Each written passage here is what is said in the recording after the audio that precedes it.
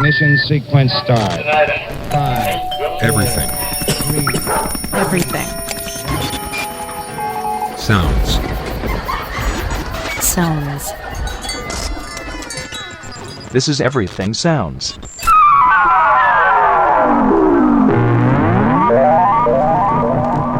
I'm Craig Shank. I'm George Drake Jr. And this is Everything Sounds.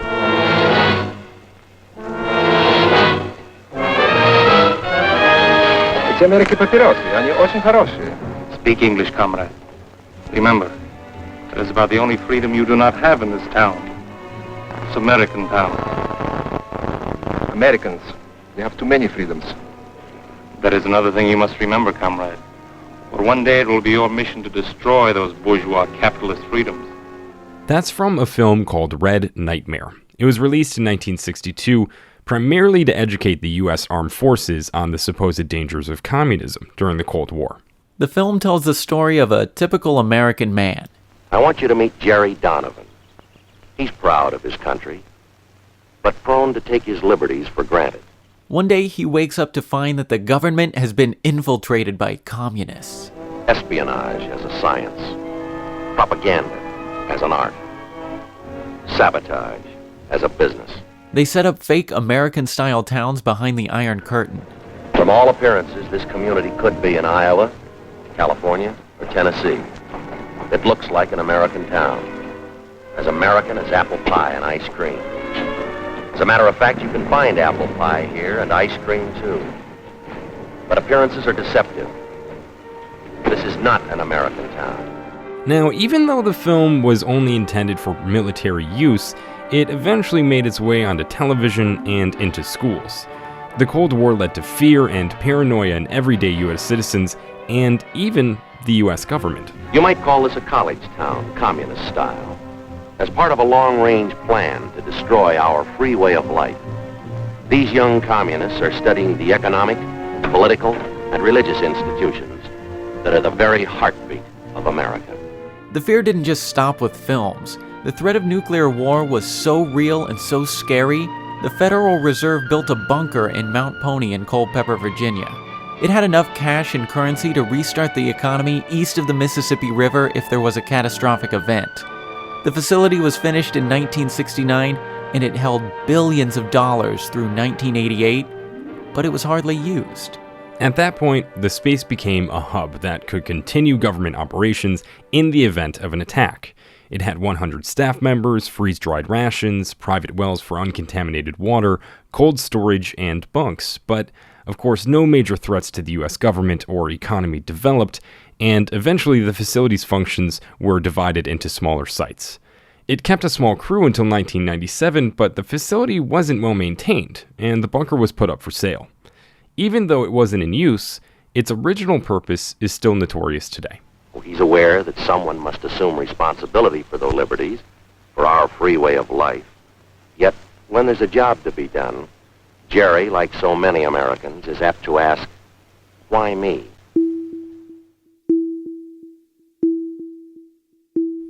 A Cold War-era Federal Reserve bunker. It's pretty interesting, right? But what does it have to do with sound? Well, since 2007, the location has been used to try to preserve American culture, but without all of the paranoia and stuff. And that's where these two guys come in. Sure, I'm DeAnna, head of the Recorded Sound section at the Library of Congress. And I'm Matthew Barton, I'm the curator of Recorded Sound. Around the time the bunker was outliving its usefulness, the U.S. Library of Congress was running into some problems of their own. The library had millions of audiovisual pieces to store, and they were running out of space. The issue was more complicated than just finding some other place to put it. There were important pieces of U.S. cultural history that were all put at risk by being stored in warehouses that weren't temperature controlled. Enter David Woodley Packard, the current president of the Packard Humanities Institute. And Hewlett-Packard? Yeah, half of that was his dad. So while he was touring the overcrowded storage spaces of the Library of Congress, he realized that storage was one thing, but something more important could be possible. Well, that was in the early 90s when digital technology was taking hold.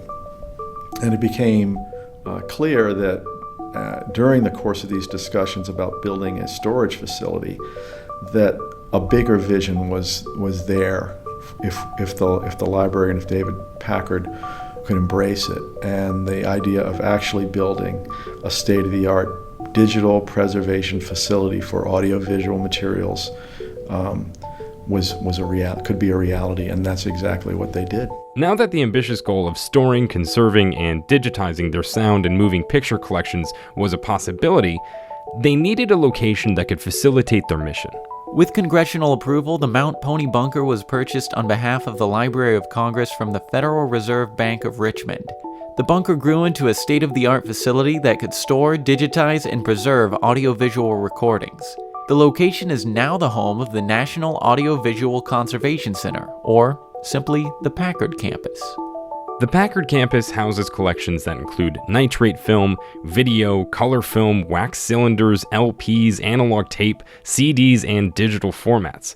They have over 6 million items stored on 90 miles of shelves in their 415,000 square feet of usable space. Now, we didn't get a full tour because they said that it would take at least 6 hours to properly show us everything they have. Now that it's up and running, potential donors have been more willing to give their collections to the Library of Congress. Donors appreciate that this facility is so well suited to handling and preserving large collections.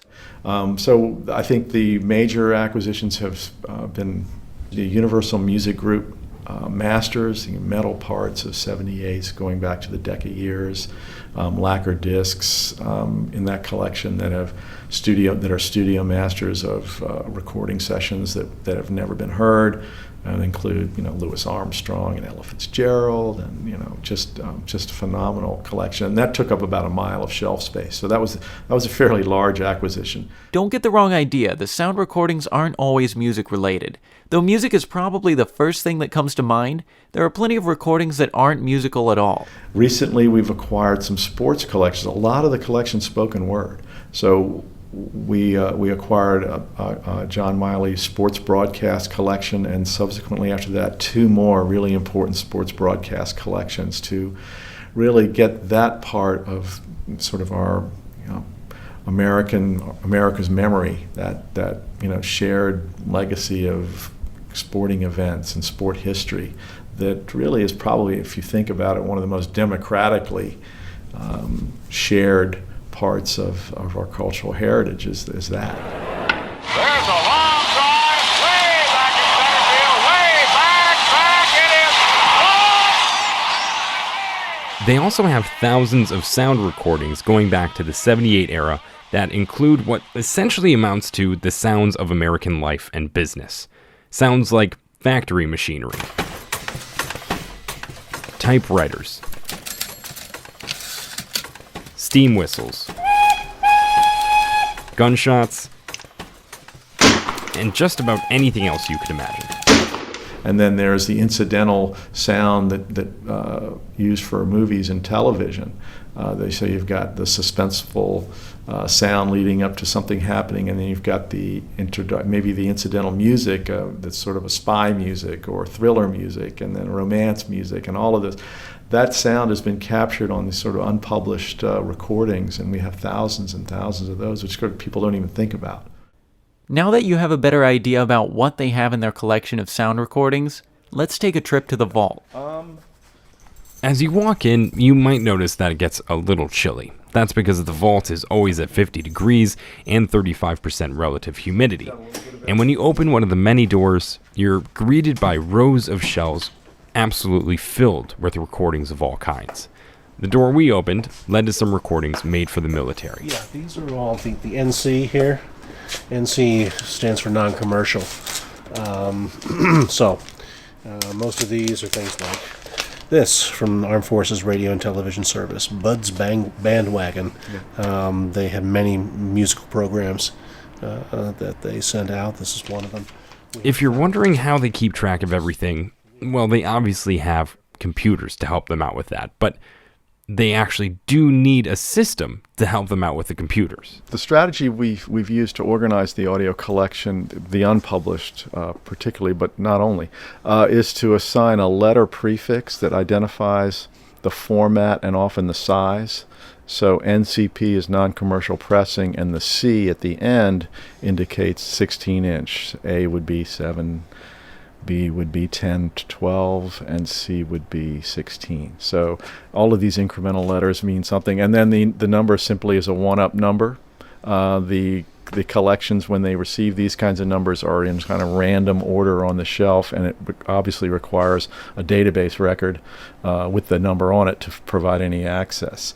As they were telling us about keeping track of millions of recordings, I couldn't help but ask them just one question. Now, this may seem like kind of a frivolous question, but has your work here changed the way that you approach your own collection of recordings at home?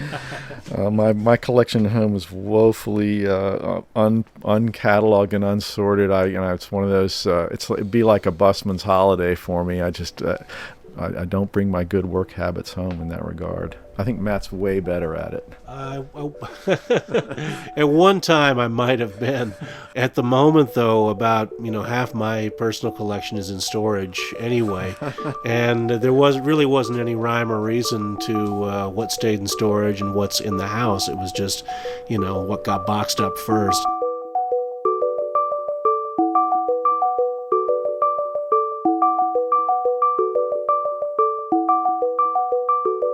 So now we have an idea of how they organize the collection, but it's important to talk about how they prioritize what they digitize. There's hundreds of thousands of sound recordings and films.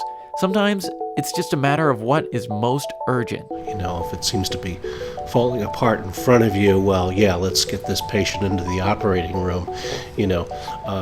Fortunately, that doesn't happen that often, but you do have a lot of formats out there which are fragile or which are simply no longer supported.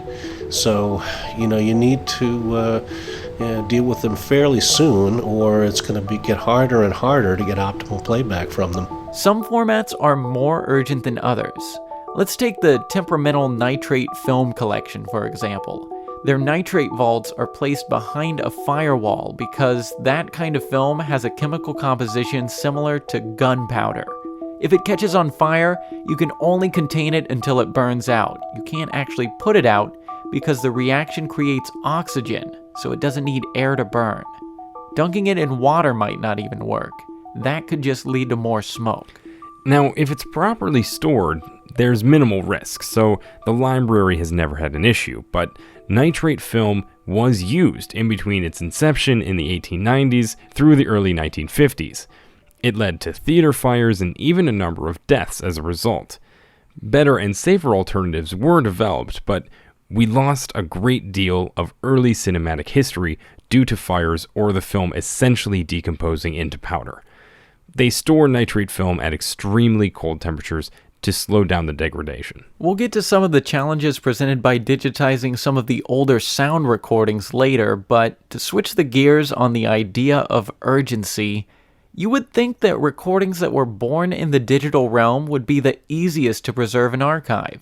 I mean, they're already digital, just make a copy and put it on the server, right? I mean, it makes perfect sense, but it's completely wrong.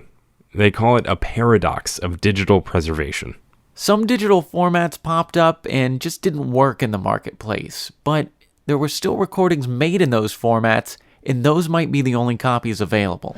Then you're tasked with, trying to, get that particular system and get it up and running, and migrating that digital recording, somewhere else. So it is one of the paradoxes that a digital recording from the 1990s may be more problematic to play back than a cylinder from the 1890s. Making a digital copy of a recording isn't the entire goal. The Library of Congress is trying to maintain the integrity of the original work while also adhering to archival standards at the same time. Their goal is to try and create a digital copy of the recording that is as true to the original as possible. They don't want to make any artistic decisions or try and change the original recording. But that master file, best practice would be taking all the steps we can to make that playback as clean and as much like, as close to, as true to the original sound recording that's on the media as possible. With respect to those sound recordings that might be damaged or fragile, How do you achieve that archival standard without causing more damage to the recording? That's where IRENE comes in. No, IRENE isn't a person. IRENE's a machine that was developed with the help of Carl Haber from the Lawrence Berkeley National Laboratory. We'll get to what the acronym IRENE stands for after Gene tells us a little bit more about what it actually does. And it is a machine that images groove media. That is, it takes using a micro camera, takes a highly magnified image of the grooves of the sound recording, and then using software that he's written, reads the actual modulations of the image from the image, not the record itself, but the image that it's taken, and reproduces the sound. With this system, nothing touches the surface of the record. It's basically like making a photocopy of the record and extracting audio from that. Right now they're working with a 2D camera that works with things like 78 RPM records. Let's hear an example. This is a 78 of Goodnight Irene performed by the Weavers on a regular turntable.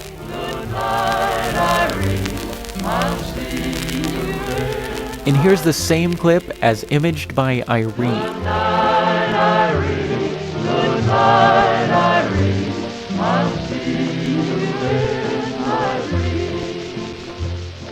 A fun fact about that, that was actually the first piece of audio that IRENE extracted.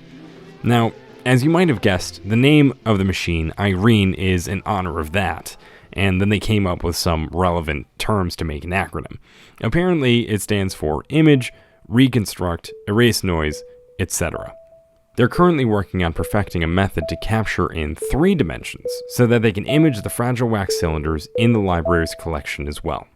So, if the eventual goal is digitizing all 6 million plus items in the collection, how do they have enough data storage to handle that? Well, prepare to enter the server room. This is where all the sound and moving image digital content goes into online spinning disk servers that provide access to our reading rooms. All of the access to moving image and audio is digital now. We don't send video and we don't send audio formats to Capitol Hill for playback where you deliver files. They don't store files at the gigabyte level. In fact, they're way beyond even the terabyte level. They're at what's called the petabyte level. The peta prefix essentially means 10 to the 15th power. So 1 petabyte is 1,000 terabytes, not gigabytes, 1,000 terabytes. That's enormous. It's 1 million gigabytes. But so these servers are where all of the content from the digitization suites ends up and is sustained. The Library of Congress maintains a mirror site that backs up all of their Capitol Hill data as well as our content here in an off-site storage area. Gene said that the tape archive alone was about 10 petabytes, so around 10 million gigabytes.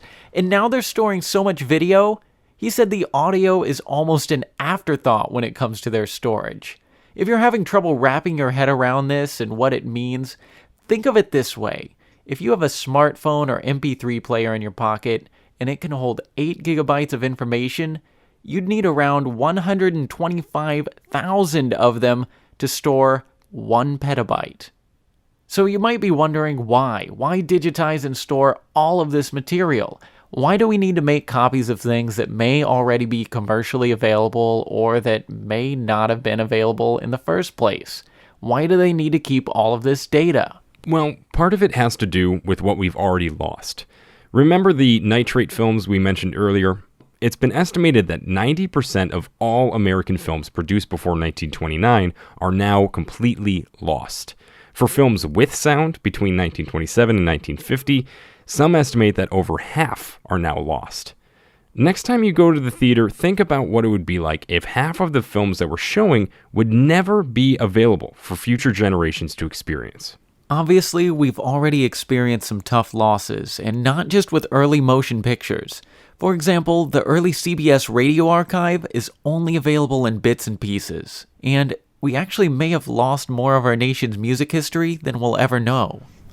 Record companies also, it's awful hard. They're not advertising things they've lost, masters that have been destroyed because of storage space costs. I mean, Victor, the story goes that back in the 30s and 40s, Victor dumped a lot of masters into the swamps of Jersey somewhere. So there are anecdotally stories of lost masters. Hearing those stories might make us feel bad about all that we've lost, but it's also important to remember what we've been recovering as well. The Library of Congress has made 10,000 recordings available for streaming via the National Jukebox website, none of which have been made commercially available since their release. So for the first time in decades, the shared sounds of past generations can be discovered and enjoyed. We don't hear those recordings. So the 78 era really, with the exception of some jazz reissues, some bluegrass and blues, take those off the table, and the popular music and the classical music is off our radar. No one's heard it. It's not part of the soundscape. And so by getting it back out on the soundscape, people will rediscover it. Artists will be influenced by it, and it will have an impact again. And that's really why we're here. The National Jukebox is a great development, but the fact remains that the U.S. has some of the most restrictive copyright laws in the world regarding sound recordings. The vast majority of recordings won't enter the public domain in the United States until February 15th, 2067, which coincidentally, George, will be the year of our 80th birthdays. It's very true, but more importantly, Smiley Burnett, who will have died 99 years and 364 days prior on what would have been his 155th birthday, his music will finally enter the public domain. That's the best news I've heard all day. Among others, of course, his classic, Peg Leg Jack. Up to the window he turned his head, and there a maid he spied. He could tell by the way that she would be his bride. It's a classic. I can't wait for that. It's going to be the best birthday ever. Best birthday ever. Anyway, recordings where the performers or writers are unidentified or people who have passed away decades ago, like Smiley, are still subject to copyright laws. We may never get opportunities to discover voices and songs of the past because they might remain in vaults or never get commercially released. It doesn't make sense for the Library of Congress to spend their time digitizing recordings that the public can't hear anyway. I can't put up 98% of this collection because of copyright restriction without getting some kind of a permission, and permissions for distributing on the internet are difficult. Streaming is streaming technology, and the more secure it is, it's being more of a breakthrough. Otherwise, it's a trip to our reading room. And these days, that's very difficult to do. And so it's a real barrier to have to come to Washington, make an appointment, and to listen to sound or look at video. So they developed the National Recording Preservation Plan. It was issued in December of 2012 and outlines some of the ways that the Library of Congress can better serve the public. They address copyright as one of the major impediments to preservation and access to audiovisual materials. We can't invest resources in the preservation of material that we can't provide access to. We're taxpayer driven. We should be supporting what the public needs here, and the public needs access to this collection. They don't need a dark archive digitizing things until the industry decides they want to publish them or not. That's no longer a model that we can sustain. I refuse to sustain it. So we're absolutely fervently pushing for change in the copyright law to get greater access and wider access to the content. After all, the important thing about the work being done and the items being preserved at the Packard campus is that they're a representation of who we are as a nation. We can learn more about where we're at now by watching and hearing pieces of our shared cultural history. When you hear Franklin Roosevelt talk on a sound recording, you feel where he came from. You get a sense of where he came from. You get a sense of his strength. You get a sense of his patrician bearing and his nobility. And reading the language, you might not get that. We have provided the machinery to restore our financial system, and it is up to you to support and make it work. It is your problem, my friends, your problem no less than it is mine. Together, we cannot fail. And think back to your heroes, the people that inspired you. What could you learn about their experience and humanity if you had a chance to listen? Well, Gene was able to hear a recording like that from one of his childhood heroes, the legendary baseball player Mickey Mantle. But you really, when he speaks in that Oklahoma twang of his, and you get this sense of where the game came from, the place of the game. And these were, country guys. They were not college kids. These were, working class guys that were playing the game then. And you really get a sense of that hearing his voice and hearing him talk about the game. Mickey, what about next year in the American League? The Yanks walked off with the honors this year and then took the World Series. You think they'll do it again next season? Well, I think that we should. You can't ever tell how things will turn out, but the way it looks right now, I think that the Yankees are going to have the best team next year that we've ever had, because our young pitchers, as you could see in the last part of the World Series last year, has really started coming around. And so you capture people in their time and being able to journey back and hear it. It's almost like looking through a keyhole or putting your ear up to a keyhole and hearing the past.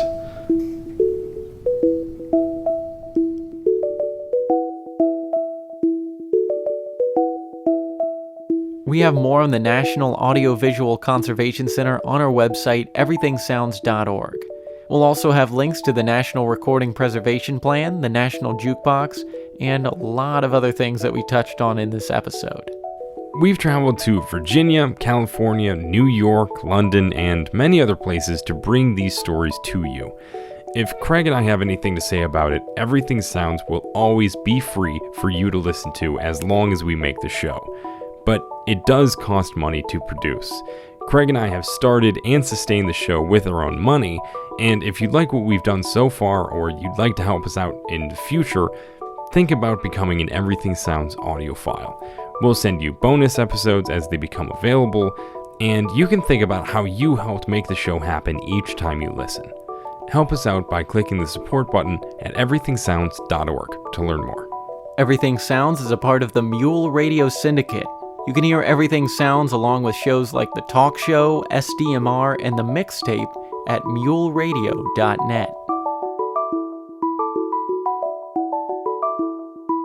Until next time, thanks for listening. I'm George Drake Jr. And I'm Craig Shank. This is Everything Sounds.